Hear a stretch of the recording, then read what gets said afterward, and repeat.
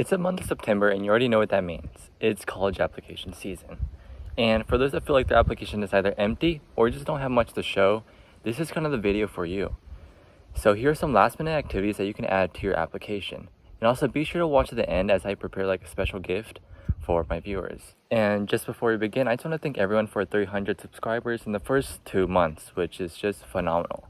And also for the support that you've given on the latest 2 videos, which they actually did much better than I anticipated.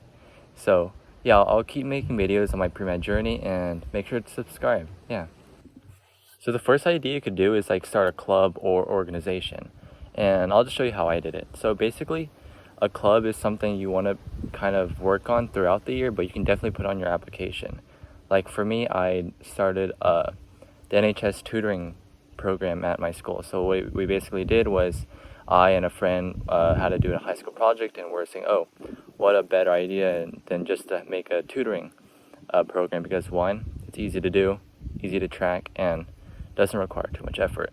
So what we essentially did was we just made it first ourselves. We made like a website, recruited some people, and then later on we just pitched this idea to like the director or the teacher in charge of the NHS chapter at our school, and she would also kind of monitor it and kind of make it a part of NHS. So that's the kind of organization I started, but you definitely don't have to be like me and start your own peer mentoring project if you don't have to. So we basically did was make a website, made flyers, and got some people to volunteer, and we just did it throughout the year. And on my application, I just said this would be kind of a thing I'd work on throughout the year, because the thing is, you don't have to really finish it by the time you apply to college. It's just have something that's promising to the colleges, because let's say you got capped from that school, right? And later on you kind of mention it in your little appeal, like saying, hey, this little project I started at the beginning of the year has like flourished into this big thing. We tutored so many students, we did this, we did that. So in the end you can show progression, but from the start just show like little seed that has potential. And again, some different club ideas could be like, let's say I could have started a Chinese club. We didn't have that, so I could have did that. An anime club, or some hobby or interest that you want to start. So before I talk about the next activity, I kind of want to go over my experience of doing my NHS student service project. So for one thing I want you to avoid is procrastinating, because if you try pushing that off and off, it'll only get farther and you're never going to actually do your project. Like for example, oh, I might do it next month, this way you can tell yourself, and then you'll never end up doing it because homework stacks up and college applications. So don't procrastinate at all costs. And another thing is, don't get too many people involved but not know what you're doing. Like for a club I started back then, it was like some SAT club, but basically I recruited a lot of people, but I didn't really have a direction of where the club was going to go. There was not really any good organization or foundation towards that club. So pretty quickly it died off. And so the message is, do not recruit so many people but have no incentive or goal or direction of where your club is going to go. Like what I would suggest is just start with 3 and then you can build up. But from that 3, you need to have a goal for your club, like a mission. Don't just recruit so many people and then you're all blind and clueless and then the club just goes nowhere. You don't want that. So yeah, that's about all the yapping I have for you right now. So we're gonna go into the next activity. And another idea for like your passion project could be like an app or website. And this not only applies to like computer science and like people going to the CS field. So for me, I'm a pre-med, so I don't know too much about it, but a lot of my friends, this is kind of how it went. Like for CS majors, I know you have to like have a portfolio and have many projects you have to do to like show colleges, because that's just how the thing and the process works, right? And some ideas for your website or app could be like, let's say you're interested in game development, make a game and kind of put that to show colleges like, hey, you have experience in like 3D modeling, actually coding the graphics of the game, and do all that stuff, because we're essentially trying to do is show your skills and what you can do with it. And another idea you can do is make a website or app for a nonprofit or org you're trying to make with some friends. Like for me, I just made like a small website, which you can obviously definitely expand. Like for my website was like for the peer mentoring program or project I was talking about earlier. But I feel like you can easily make that much bigger, especially for people who know how to code. Like you can definitely make it into an app.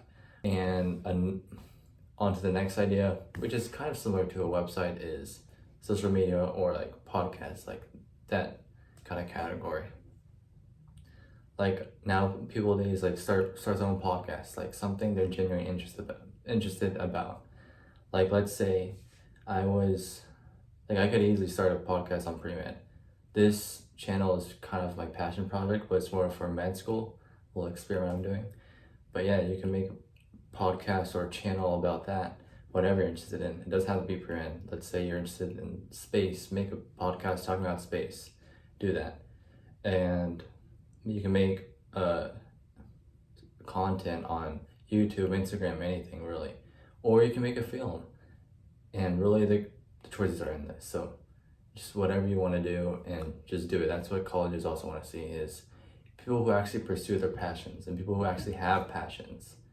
Like it's different looking at someone who just does volunteering and has like a checklist of an application than someone who just actually explores in their high school career and actually takes risks and do things they actually like. This is what colleges want to see, especially when everyone looks the same nowadays. This is definitely one way to make yourself apart from the crowd. And for one of the things that I also did was do a research paper, which typically applies to like your pre-med majors or people in the STEM field. But again, there are some people who write like literature reviews for like, I guess, for people who want to go into English majors. So I guess research could be for everyone, because in the end, research encompasses many fields. So, I mean, might as well get started with it, right? So what I basically did, kind of had to do it over the summer, and it was kind of a last minute kind of thing, kind of what the video suggests, but it wasn't really for college applications. So basically what it was for is I did this UT Southwestern observership thing, just job shadowing basically.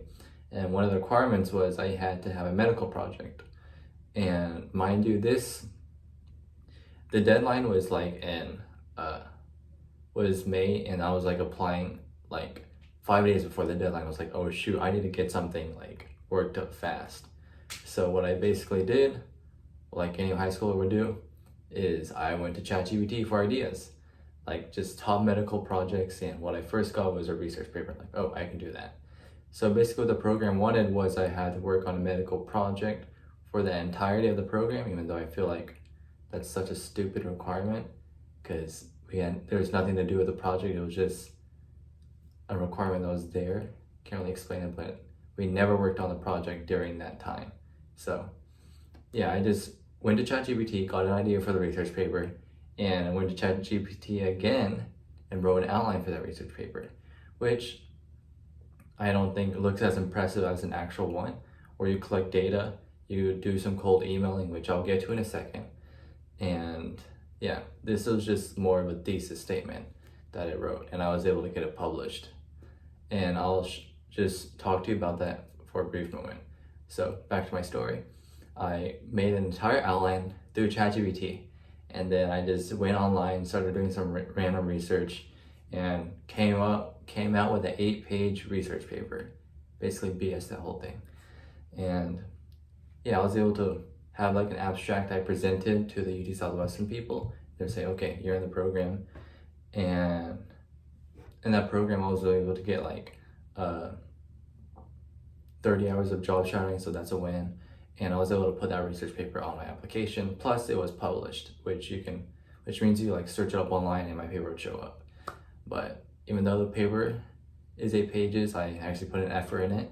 So it's not entirely bullshit, but it's okay. But what I would recommend is not do that. That's just an easy route. And I published it on like the Rars Polygens Journal, which you don't have to do original research on. Like there are so many articles on there that are just like thesis statements, and people publish it. And one thing about it is it's free, so anyone could do it, any high schooler. So definitely check that out. It is RARS Polygence Journal. So I'll link it in the description. And for those that actually want to get into actual research, I would suggest doing cold emailing. For me, I have research right now at UTD.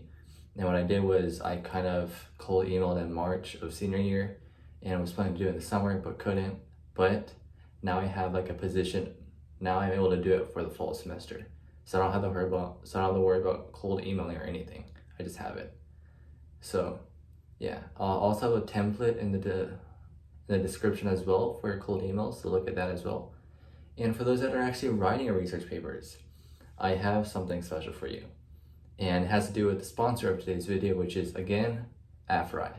And it is about their new Afforai citation extension, which I definitely recommend using.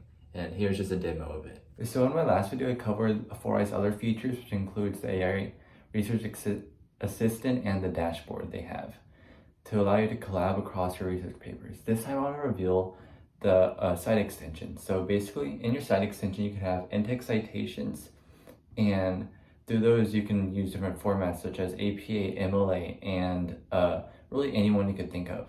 So yeah, make sure to give this a try, and I promise it'll make writing research papers much more easier. And again, use the code in the description, which is just George, to get 10% off your first purchase.